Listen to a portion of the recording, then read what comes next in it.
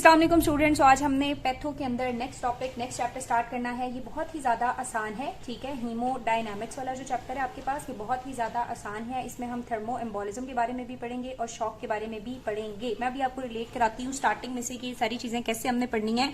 बहुत ही ज्यादा ईजी, पूरी जनरल पैथो में सबसे इजीएस्ट चैप्टर है ये। मैक्सिमम इसके अंदर बहुत सारी चीजें बार बार रिपीट हो रही हैं और आपको इंशाल्लाह ये बहुत आसान लगेगा। तो स्टार्ट करते हैं। नॉर्मली उससे बात की है कि हमारे जो सेल्स होते हैं, हमारे जो सेल्स की हेल्थ है ना, ठीक है, सेल्स की क्या है, जो हेल्थ है वो डिपेंड करती है सर्कुलेशन पे। किस पे डिपेंड करती है? सर्कुलेशन पे डिपेंड करती है, क्योंकि सर्कुलेशन बहुत ज्यादा जरूरी है उनको ऑक्सीजन प्रोवाइड करने के लिए, सेल्स को न्यूट्रिशन प्रोवाइड करने के लिए और उनमें से वेस्ट प्रोडक्ट्स को रिमूव करने के लिए।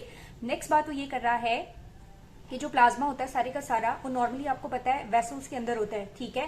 और अगर हम नॉर्मल की बात करेंगे तो यहाँ पे वेसल के अंदर, हम इसको बहुत डिटेल में पढ़ेंगे, एक ओवरव्यू की बात कर रही हूँ ताकि आपको लर्निंग आउटकम्स का अंदाजा हो जाए।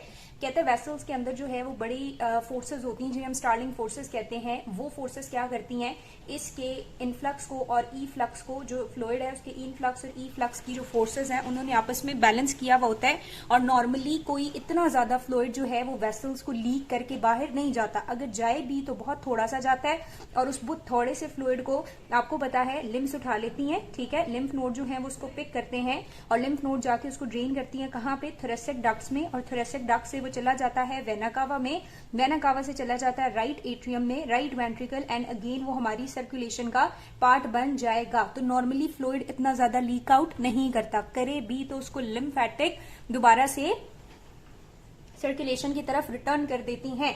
लेकिन कुछ पैथोलॉजिकल चेंजेस हैं, अभी हम आगे पढ़ेंगे। कुछ पैथोलॉजिकल चेंजेस हैं और वो पैथोलॉजिकल चेंजेस क्या करते हैं कि ये जो नॉर्मल बैलेंस्ड फोर्सेस हैं, इन बैलेंस फोर्सेस को डिस्टर्ब कर देते हैं और डिस्टर्बेंस की वजह से फ्लूइड ज्यादा लीक आउट करना स्टार्ट करता है और जो फ्लूइड ज्यादा बाहर जाना शुरू हो जाता है तो इस कंडीशन को हम क्या बोलते हैं? एडीमा बोलते हैं, ठीक है। क्या बोलते हैं? एडीमा बोलते हैं।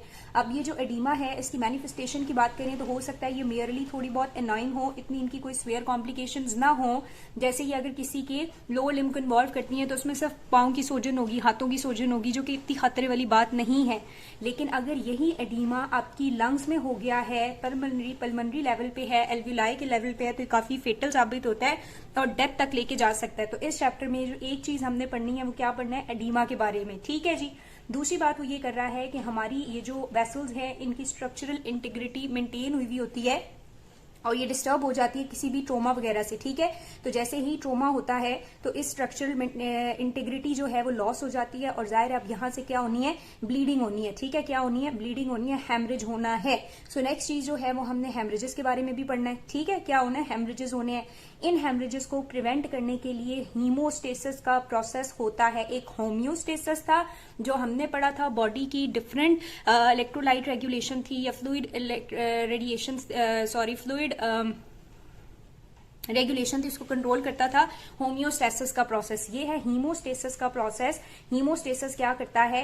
कहीं पे भी हेमरेज हो जाता है तो वहां पे आके क्लॉटिंग कॉज करता है और एक्सेसिव ब्लीडिंग को प्रिवेंट करता है, ठीक है। अब ये जो हीमोस्टेसिस का प्रोसेस है हम इसके बारे में भी पढ़ेंगे और ये भी देखेंगे कि अगर ये इनएडिक्वेट हुआ, ठीक है। अब ये इनएडिक्वेट दो सेंस में हो सकता है ना, हो सकता है हीमोस्टेसिस जो है वो ओवर एक्सप्रेसिव हुई भी हो यानी एक्सेसिव हुई भी हो, या हो सकता है बहुत ही ज्यादा लो होगी हो। अब सोचो अगर हीमोस्टेसिस बहुत एक्सेसिव हुई, और हीमोस्टेसिस ने क्या करना होता है? यहाँ पे आके ना क्लॉटिंग करनी होती है और ब्लड लॉस को प्रिवेंट करना है।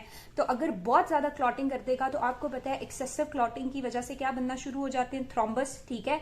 और वो थ्रोम्बस जब वेसल से, नॉर्मली तो अगर वो वेसल के साथ चिपका हुआ है तो उसे थ्रोम्बस कहते हैं, लेकिन ब्लड फ्लो की वजह से अगर ये वेसल से टूट जाता है और फ्रीली सर्कुलेशन के अंदर घूमना शुरू कर देता है तो हम इसको क्या कहते हैं? एम्बोलिस, ठीक है। तो क्या हो सकता है? थ्रोम्बस और एम्बोलिस की फॉर्मेशन हो सकती है।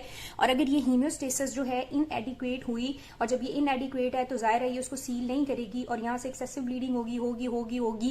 एक्सेसिव ब्लीडिंग की वजह से आपकी बॉडी में वॉल्यूम कम पड़ जाएगा और क्या हो सकता है? हाइपोवोलीमिया, और हाइपोवोलीमिया की वजह से क्या हो सकता है? शॉक, और शॉक की वजह से क्या हो सकती है? डेथ हो सकती है। और तो यहाँ पे ना बस हम चैप्टर के एंड पे पहुंच गए। सबसे पहले हमने पढ़ना है एडीमा, दूसरे नंबर पे हमने पढ़ना है होम्योस्टेसिस को, ठीक है, हेमरेज को भी और होम्योस्टेसिस को भी। थर्ड पे हम पढ़ेंगे कि अगर ये ओवर एक्सप्रेसिव है और थ्रोम्बस बनना चाह रहा है और थ्रोम्बस बन रहा है और उसकी कॉम्प्लिकेशन एम्बोलिज्म है और एम्बोलिज्म डिफरेंट तरह के हैं, वो कैसे प्रेजेंट होंगे, ये चीज हम पढ़ेंगे। और फोर्थ में हम ये पढ़ेंगे कि अगर होम्योस्टेसिस का प्रोसेस जो है, हीमोस्टेसिस का जो प्रोसेस है वो ठीक नहीं है, एक्सेसिव ब्लीडिंग है, शॉक हो जाता है, शॉक की क्या स्टेजेस हैं, शॉक में किस तरह से डेथ होती है, तो बस यही तो पढ़ना है हमने इस चैप्टर में। तो समझ आ गई कि इस चैप्टर के आउटकम लर्निंग चीजें क्या हैं। सबसे पहले हम पढ़ेंगे एडीमा को, दूसरे नंबर पे हम पढ़ेंगे हीमोस्टेसिस को, थर्ड नंबर पे हेमरेज एंड हीमोस्टेसिस को, थर्ड नंबर पे हम थ्रोम्बोलिज्म का चीज स्टार्ट करेंगे, एंड देन हम बात करेंगे शॉक के बारे में। Got it?